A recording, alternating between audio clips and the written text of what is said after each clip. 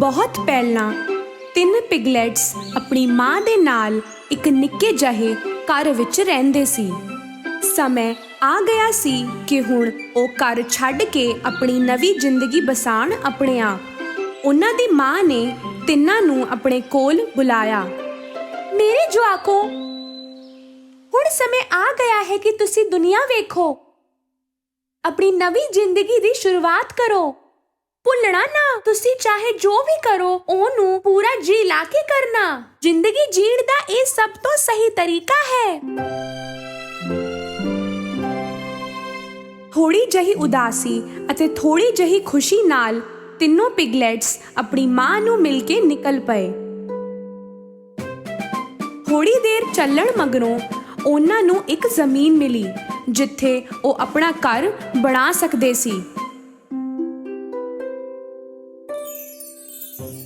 ਸਭ ਤੋਂ ਨਿੱਕੇ ਪਿਗਲੈਟ ਨੇ ਕਾਂ ਨਾਲ ਆਪਣਾ ਘਰ ਬਣਾਉਣ ਦੀ ਸੋਚੀ।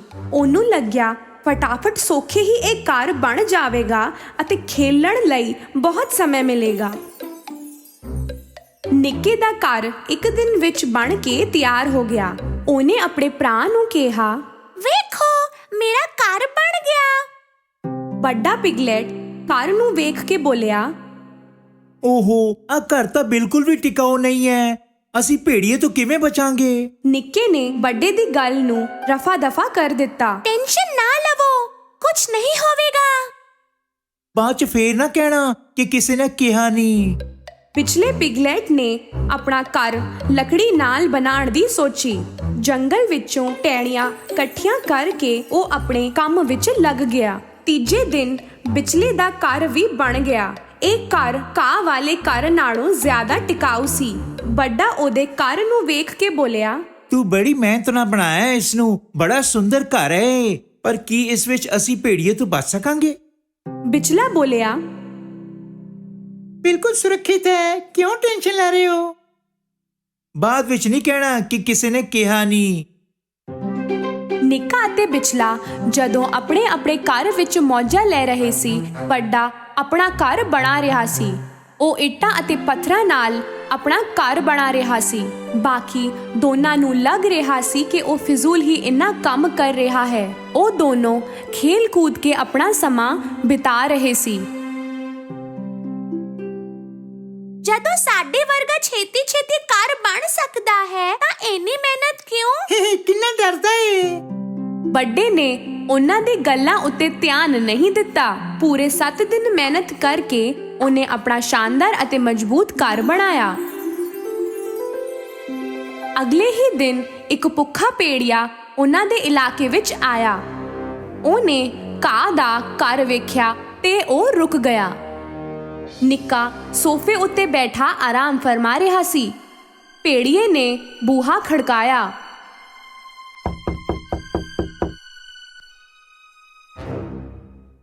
दरवाजा खोलो, मैं अंदर आना है। नहीं खोलोगे तो 2-4 फूक मार के घर उड़ा दियांगा।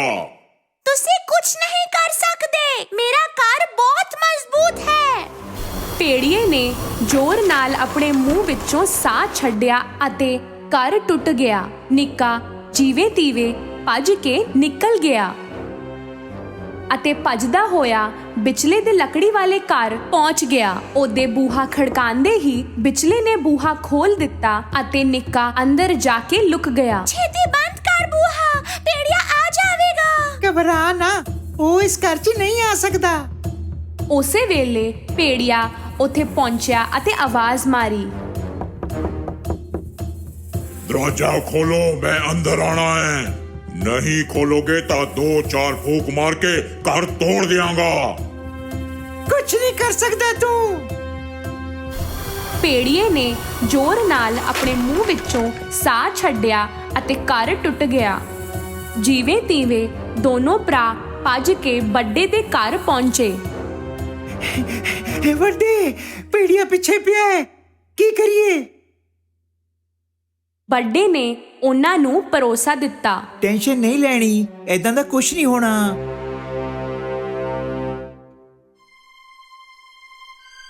ਥੋੜੀ ਦੇਰ ਬਾਅਦ ਉਹ ਭੁੱਖਾ ਭੇੜੀਆ ਇੱਥੇ ਵੀ ਪਹੁੰਚ ਗਿਆ। दरवाजा खोलो, मैं अंदर आना है। नहीं खोलोगे तो 2-4 फूक मार के घर तोड़ दियांगा। ਕੋਸ਼ਿਸ਼ ਵੀ ਨਾ ਕਰਨਾ, ਐਦਾਂ ਦਾ ਕੁਝ ਵੀ ਨਹੀਂ ਕਰ ਸਕੇਗਾ।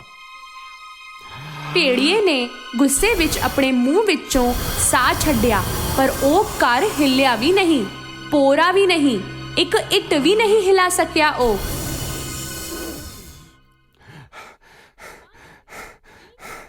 ਥੱਕ ਹਾਰ ਕੇ ਉਹਨੇ ਦੂਜੀ ਤਰਕੀਬ ਸੋਚੀ। ਘਰ ਦੇ ਉੱਤੇ ਇੱਕ ਚਿਮਨੀ ਸੀ ਅਤੇ ਉਹ ਉਹਦੇ ਉੱਤੇ ਚੜਨ ਲੱਗ ਪਿਆ। ਉਹਨੂੰ ਚੜਦੇ ਹੋਏ ਵੇਖ ਕੇ ਉਹਨੂੰ ਅੰਦਰ ਆਉਣ ਤੋਂ ਰੋਕਣ ਵਾਸਤੇ ਵੱਡੇ ਨੇ ਫਾਇਰਪਲੇਸ ਵਿੱਚ ਅੱਗ ਬਾਲ ਦਿੱਤੀ ਅਤੇ ਇੱਕ ਪਾਣੀ ਦਾ ਭਾਂਡਾ ਉਹਦੇ ਉੱਤੇ ਰੱਖ ਦਿੱਤਾ। ਭੇੜੀਆ ਚਿਮਨੀ ਦੇ ਉੱਤੇ ਪਹੁੰਚਦੇ ਹੀ ਚਿਮਨੀ ਦੇ ਅੰਦਰ ਉਤਰਨ ਲੱਗ ਪਿਆ ਅਤੇ ਸਿੱਧਾ ਉਬਲਦੇ ਹੋਏ ਪਾਣੀ ਵਿੱਚ ਡਿੱਗਿਆ।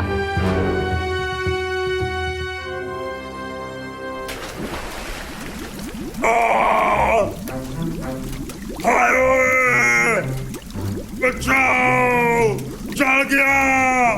ओए बचाओ। ਤਿੰਨੋਂ ਭਰਾ ਭੇੜੀਏ ਨੂੰ ਹਰਾ ਕੇ ਇੱਕ ਦੂਜੇ ਨਾਲ ਗਲੇ ਮਿਲੇ। ਤਿੰਨੋਂ ਭਰਾ ਅਗਲੇ ਦਿਨ ਆਪਣੀ ਕਹਾਣੀ ਸੁਣਾਉਣ ਲਈ ਮਾਂ ਕੋਲ ਗਏ।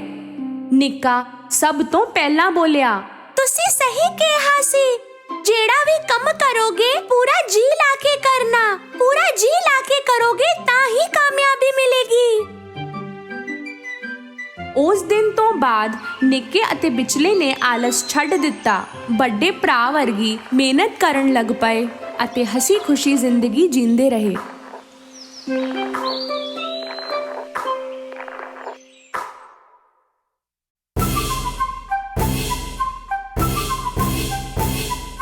ਬਹੁਤ ਪਹਿਲਾਂ ਇੱਕ ਕੁੜੀ ਸੀ ਹਾਈਡੀ। ਉਹਦੇ ਪੇਰੈਂਟਸ ਦੇ ਗੁਜ਼ਰਨ ਤੋਂ ਬਾਅਦ ਉਹਦੀ ਆਂਟੀ ਨੇ ਉਹਦਾ ਖਿਆਲ ਰੱਖਿਆ। ਇੱਕ ਦਿਨ ਉਹ ਹਾਈਡੀ ਨੂੰ ਲੈ ਕੇ ਉਹਦੇ ਦਾਦਾ ਜੀ ਕੋਲ ਗਏ, ਜਿਹੜੇ ਪਹਾੜਾਂ ਵਿੱਚ ਰਹਿੰਦੇ ਸੀ। ਦਾਦਾ ਜੀ ਪੂਰਾ ਚਿੜਚਿੜੇ ਸੁਭਾਅ ਦੇ ਬਜ਼ੁਰਗ ਸੀ, ਜੋ ਇਕੱਲੇ ਇੱਕ ਛੋਟੇ ਜਿਹੇ ਝੋਪੜੇ ਵਿੱਚ ਰਹਿੰਦੇ ਸੀ।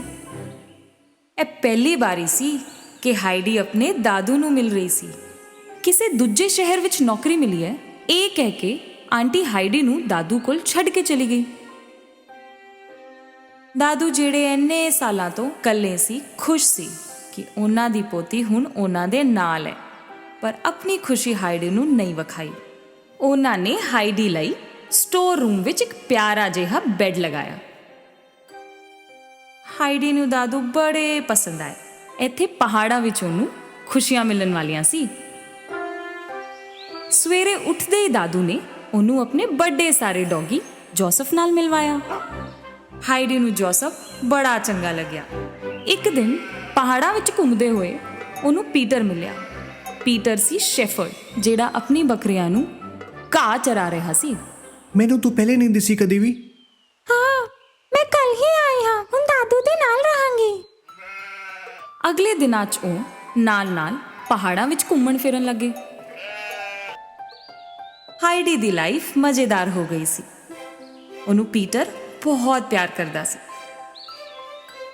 ਉਹਨੇ ਉਹਨੂੰ ਸ਼ੈਫਰਡ ਬਣਨਾ ਵੀ ਸਿਖਾਇਆ।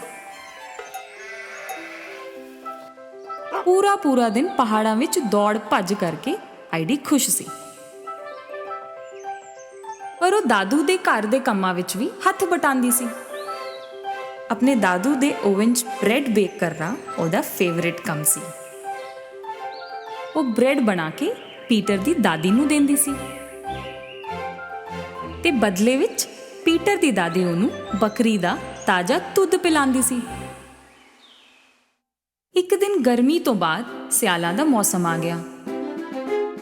ਪੀਟਰ ਦਾ ਸਕੂਲ ਜਾਣਾ ਸ਼ੁਰੂ ਹੋ ਗਿਆ ਤੇ ਹਾਈਡੀ ਕੱਲੀ ਪੈ ਗਈ।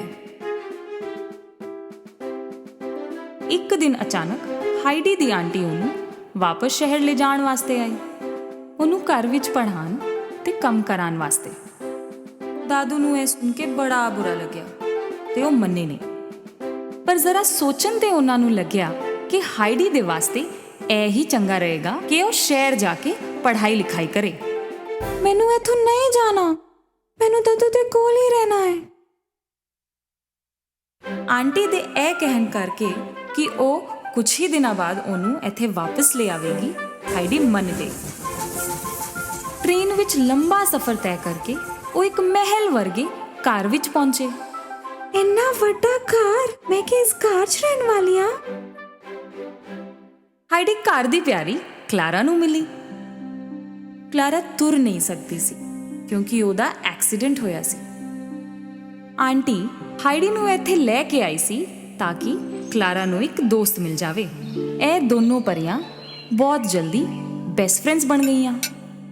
ਹਾਈਡੀ ਦੇ ਢੰਗ ਵੱਖਰੇ ਸੀ ਤੇ ਕਲਾਰਾ ਉਹਦੀ ਗਲਤੀਆਂ ਦੇ ਖੂਬ ਮਜ਼ੇ ਲੈਂਦੀ ਸੀ। ਕਲਾਰਾ ਦੀ ਦਾਦੀ ਬੜੀ ਡਾਢੀ ਸੀ।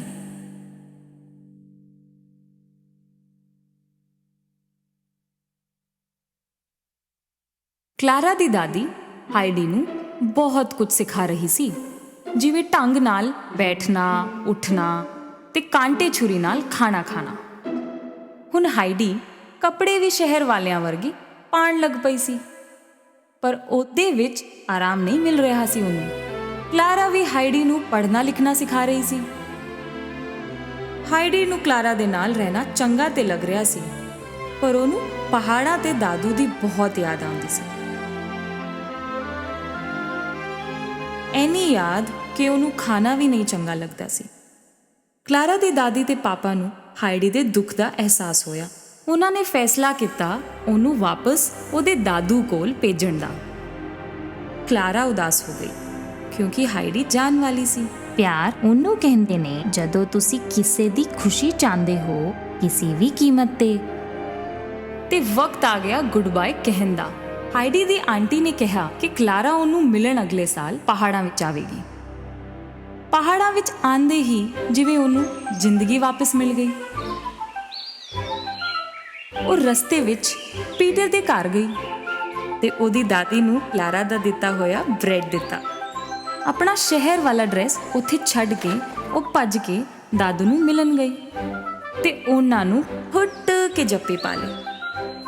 ਹਾਈਡੀ ਦੀ ਖੁਸ਼ੀ ਦਾ ਠਿਕਾਣਾ ਨਹੀਂ ਰਿਹਾ ਜਦੋਂ ਉਹਨੂੰ ਇੱਕ ਚਿੱਠੀ ਮਿਲੀ ਕਿ ਕਲਾਰਾ ਉਹਨੂੰ ਮਿਲਣ ਆ ਰਹੀ ਹੈ।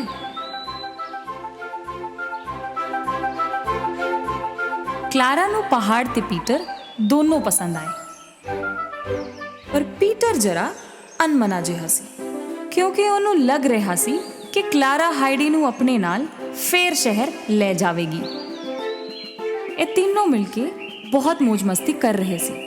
ਪਹਾੜਾਂ ਦੀ ਤਾਜ਼ੀ ਹਵਾ, ਫਲ, ਸਬਜ਼ੀ ਕਲਾਰਾ ਦੀ ਸਿਹਤ ਵਾਸਤੇ ਬਹੁਤ ਚੰਗੇ ਸੀ,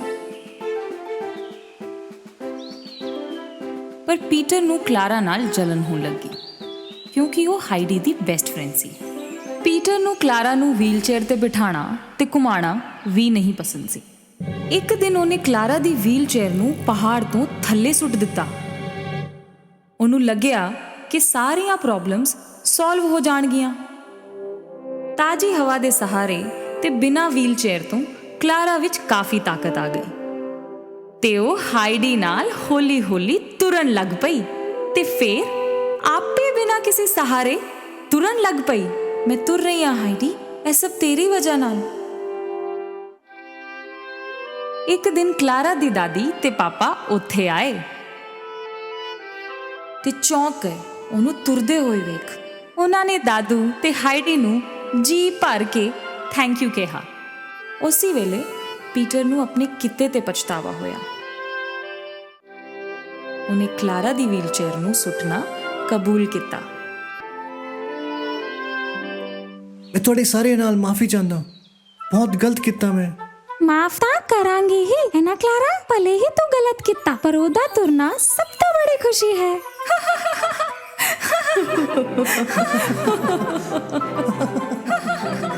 ਸਭ ਖੁਸ਼ੀ ਨਾਲ ਹੱਸ ਪਏ। ਕਲਾਰਾ ਤੇ ਉਸਦੇ ਪਰਿਵਾਰ ਨੇ ਅਗਲੇ ਸਾਲ ਫੇਰ ਆਉਣ ਦਾ ਵਾਅਦਾ ਕੀਤਾ ਤੇ ਉਹ ਸਾਰੇ ਨਾਲ-ਨਾਲ ਹਮੇਸ਼ਾ ਖੁਸ਼ ਰਹੇ।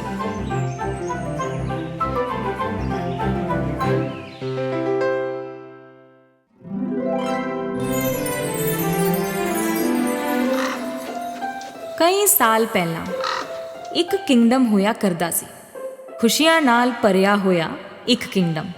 ਇਸ ਕਿੰਗਡਮ ਦੇ ਕਿੰਗ ਅਤੇ ਕੁਈਨ ਦੀ ਬਸ ਇੱਕੋ ਇੱਛਾ ਸੀ ਕਿ ਉਹਨਾਂ ਦਾ ਇੱਕ ਜਵਾਕ ਹੋਵੇ। ਕਿੰਗ ਅਤੇ ਕੁਈਨ ਦੋਨੋਂ ਬੜੇ ਦਿਆਲੂ ਸੀ, ਤਾਈਓ ਤਾਂ ਉਹਨਾਂ ਨੂੰ ਭਰੋਸਾ ਸੀ ਕਿ ਉਹਨਾਂ ਦੀ ਇਹ ਇੱਛਾ ਰੱਬ ਜ਼ਰੂਰ ਪੂਰੀ ਕਰੇਗਾ। ਅਤੇ ਬਹੁਤ ਛੇਤੀ ਉਹਨਾਂ ਦੀ ਇਹ ਇੱਛਾ ਪੂਰੀ ਹੋ ਗਈ। ਉਹਨਾਂ ਦੀ ਜ਼ਿੰਦਗੀ ਵਿੱਚ ਆਈ ਇੱਕ ਪਿਆਰੀ ਧੀ।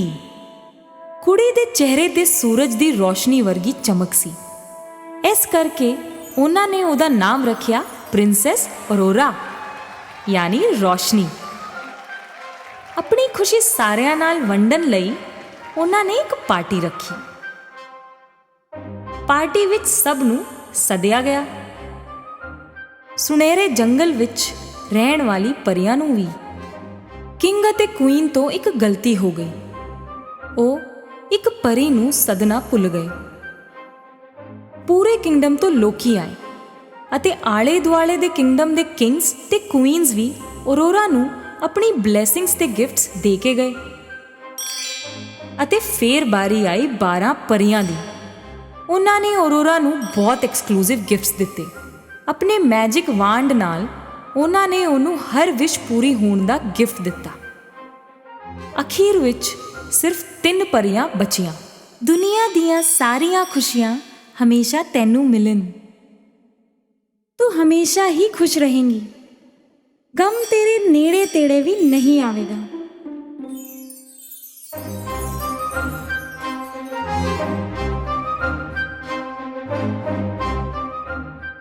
ਜਿਵੇਂ ਹੀ ਆਖਰੀ ਪਰੀ ਦੀ ਬਾਰੀ ਆਈ, ਕੁਝ ਅਜੀਬ ਹੋਇਆ।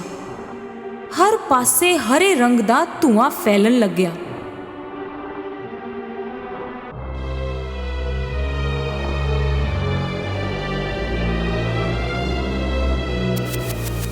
ਅਤੇ ਧੂਏ ਵਿੱਚੋਂ ਨਿਕਲੀ ਇੱਕ ਕਾਲੀ ਪਰੀ। ਕਿੰਗ ਨੇ ਪੁੱਛਿਆ, ਇਹ ਕੌਣ ਹੈ ਜਿਨੇ ਸੈਲੀਬ੍ਰੇਸ਼ਨ ਨੂੰ ਰੋਕ ਦਿੱਤਾ? ਤਿੰਨਾਂ ਪਰੀਆਂ ਨੇ ਦੱਸਿਆ, ਇਹ ਡਾਢੇ ਦਿਲ ਵਾਲੀ ਪਰੀ ਹੈ। ਮਹਾਰਾਜ, ਤੁਸੀਂ ਤਾਂ ਸਾਰਿਆਂ ਨੂੰ ਬੁਲਾਇਆ ਸੀ ਪਾਰਟੀ ਵਿੱਚ, ਇਸ ਕਿੰਗਡਮ ਦੇ ਇੱਕ ਬੰਦੇ ਨੂੰ ਤੇ ਬਾਹਰੋਂ ਆਪਣੇ ਦੋਸਤਾਂ ਨੂੰ ਤੇ ਇਹਨਾਂ ਪਰੀਆਂ ਨੂੰ ਵੀ, ਪਰ ਮੈਨੂੰ ਨਹੀਂ ਬੁਲਾਇਆ। ਕਿੰਗ ਨੇ ਕਾਲੀ ਪਰੀ ਤੋਂ ਮਾਫੀ ਮੰਗੀ। ਖੈਰ, ਮੈਂ ਆ ਹੀ ਗਈ ਹਾਂ ਤਾਂ ਪ੍ਰਿੰਸੈਸ ਨੂੰ ਗਿਫਟ ਦਿੱਤੇ ਬਿਨਾਂ ਕਿਵੇਂ ਜਾਵਾਂਗੀ?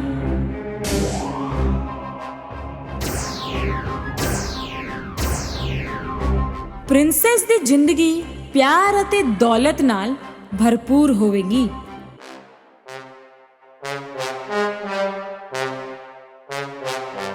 ਪਰ ਆਪਣੇ 16ਵੇਂ ਜਨਮ ਦਿਨ ਤੇ ਸੂਰਜ ਡੁੱਬਣ ਤੋਂ ਪਹਿਲਾਂ ਪ੍ਰਿੰਸੈਸ ਨੂੰ ਇੱਕ ਸੂਈ ਚੁੱਭੇਗੀ ਅਤੇ ਉਹਦੀ ਮੌਤ ਹੋ ਜਾਵੇਗੀ। ਇਸ ਦੁਸ਼ਟ ਨੂੰ ਕੈਦ ਕਰ ਲਿਓ।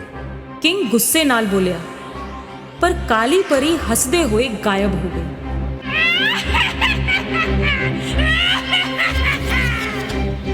ਹਲੇ ਤੱਕ ਆਖਰੀ ਪਰੀ ਨੇ ਆਪਣਾ ਗਿਫਟ ਨਹੀਂ ਦਿੱਤਾ ਸੀ। ਉਹ ਕਾਲੀ ਪਰੀ ਜਿੰਨੀ ਪਾਵਰਫੁਲ ਨਹੀਂ ਸੀ, ਪਰ ਉਹਦੀ ਬਲੇਸਿੰਗਸ ਨਾਲ ਕਾਲੀ ਪਰੀ ਦੇ ਸ਼ਰਾਪ ਦਾ ਅਸਰ ਘੱਟ ਹੋ ਸਕਦਾ ਸੀ। ਮੈਂ ਸ਼ਰਾਪ ਨੂੰ ਤਾਂ ਨਹੀਂ ਰੋਕ ਸਕਦੀ, ਪਰ ਉਹਦੇ ਅਸਰ ਨੂੰ ਹੌਲਾ ਕਰ ਸਕਦੀ ਹਾਂ। ਤੁਹਾਡੀ ਮੌਤ ਨਾ ਹੋਵੇ, ਬਲਕਿ ਤੁਸੀਂ ਇੱਕ ਡੂੰਗੀ ਨੀਂਦ ਵਿੱਚ ਚਲੀ ਜਾਵੋ ਅਤੇ ਉਦੋਂ ਉਠੋ ਜਦੋਂ ਤੁਹਾਨੂੰ ਪਿਆਰ ਕਰਨ ਵਾਲਾ ਤੁਹਾਨੂੰ ਕਿਸ ਕਰੇ। ਕਿੰਗ ਨੇ ਇਸ ਸ਼ਰਾਪ ਤੋਂ ਬਚਣ ਵਾਸਤੇ ਹੁਕਮ ਦਿੱਤਾ ਕਿ ਸੂਈ ਜਾਂ ਉਹਦੇ ਵਰਗੀ ਕੋਈ ਵੀ ਚੀਜ਼ ਨੂੰ ਖਤਮ ਕਰ ਦਿੱਤਾ ਜਾਵੇ।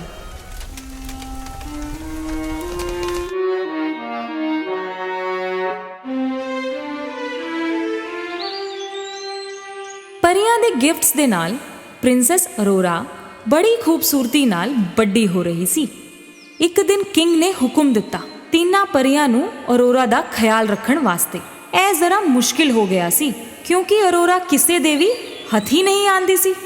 ਪਰ ਉਹਨਾਂ ਦੀ ਮਦਦ ਨਾਲ ਅਰੋਰਾ ਬਹੁਤ ਸੋਹਣੀ ਮੁਟਿਆਰ ਬਣ ਚਲੀ। ਵੇਖਦੇ ਹੀ ਵੇਖਦੇ ਅਰੋਰਾ ਦਾ 16ਵਾਂ ਜਨਮ ਦਿਨ ਵੀ ਆ ਗਿਆ। ਸੂਰਜ ਦੇ ਡੁੱਬਦੇ ਹੀ ਕਾਲੀ ਪਰੀ ਦਾ ਸ਼ਰਾਪ ਸੱਚ ਹੋਣ ਵਾਲਾ ਸੀ। ਕਿੰਗ ਅਤੇ ਕੁਈਨ ਨੇ ਸਭ ਕੁਝ ਕੀਤਾ ਤਾਂ ਕਿ ਇਹ ਨਾ ਹੋਵੇ, ਪਰ ਉਹਨਾਂ ਦੇ ਬਸ ਵਿੱਚ ਸਭ ਕੁਝ ਕਿੱਥੇ ਸੀ।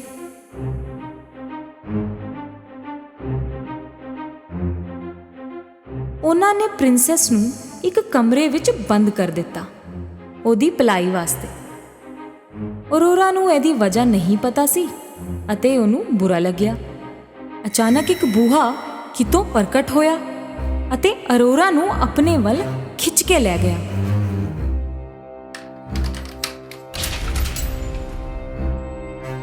ਬੂਹਾ ਖੁੱਲਿਆ ਅਤੇ ਉਹ ਆਪਣੀ ਧੁਨ ਵਿੱਚ ਉਹਦੇ ਅੰਦਰ ਨੂੰ ਤੁਰਨ ਲੱਗੀ ਅਤੇ ਉਹਨੂੰ ਦਿਸੀ ਇੱਕ ਜਨਾਨੀ ਸਿਲਾਈ ਕਰਦੀ ਹੋਈ। ਉਸੇ ਧੁਨ ਵਿੱਚ ਅਰੋਰਾ ਨੇ ਸੂਈ ਵੱਲ ਆਪਣਾ ਹੱਥ ਵਧਾਇਆ। ਸੂਰਜ ਤੇ ਡੁੱਬਦੇ ਹੀ ਕਾਲੀ ਪਰੀ ਦਾ ਸ਼ਰਾਪ ਸੱਚ ਹੋਇਆ ਅਤੇ ਅਰੋਰਾ ਦਾ ਹੱਥ ਸੂਈ ਤੇ ਜਾ ਖੁੱਭਿਆ। ਉਸੇ ਵੇਲੇ ਅਰੋਰਾ ਥੱਲੇ ਡਿੱਗ ਪਈ ਆਪਣੀ ਡੂੰਗੀ ਮਿੱਠੀ ਨੀਂਦ ਵਿੱਚ।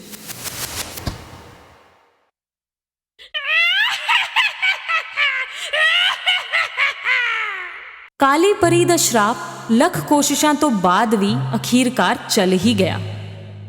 ਪ੍ਰਿੰਸੈਸ ਨੂੰ ਸੋਹਣੇ ਕੱਪੜੇ ਪਾ ਕੇ ਫੁੱਲਾਂ ਦੇ ਬਿਸਤਰੇ ਤੇ ਸੁਲਾਇਆ ਗਿਆ। ਉਸ ਦਿਨ ਤੋਂ ਹੀ ਅਰੋਰਾ ਨੂੰ ਸਲੀਪਿੰਗ ਬਿਊਟੀ ਕਿਹਾ ਜਾਣ ਲੱਗ ਪਿਆ। ਕਿੰਗ ਤੇ ਕੁਈਨ ਨਹੀਂ ਚਾਹੁੰਦੇ ਸੀ ਕਿ ਪ੍ਰਿੰਸੈਸ ਨੂੰ ਕੋਈ ਵੀ ਤਕਲੀਫ ਵਿੱਚੋਂ ਲੰਘੇ। ਇਸ ਕਰਕੇ ਉਹਨਾਂ ਨੇ ਸਭ ਨੂੰ ਸੁਲਾਉਣ ਦਾ ਹੁਕਮ ਦਿੱਤਾ ਜਦ ਤੱਕ ਪ੍ਰਿੰਸੈਸ ਨਾ ਜਾਗੇ।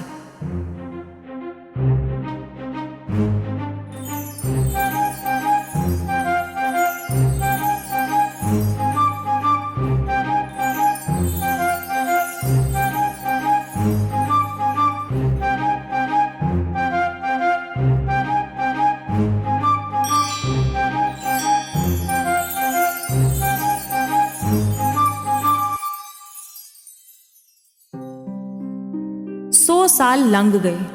ਇੱਕ ਦਿਨ ਇੱਕ ਹੈਂਡਸਮ ਪ੍ਰਿੰਸ ਉੱਥੋਂ ਲੰਘ ਰਿਹਾ ਸੀ ਅਤੇ ਉਹਨੇ ਇਹ ਮਹਿਲ ਵੇਖਿਆ ਜਿਸ ਦੇ ਮੂਹਰੇ ਬਹੁਤ ਸਾਰੇ ਪੇੜ ਤੇ ਝਾੜੀਆਂ ਉੱਗ ਗਈਆਂ ਸੀ।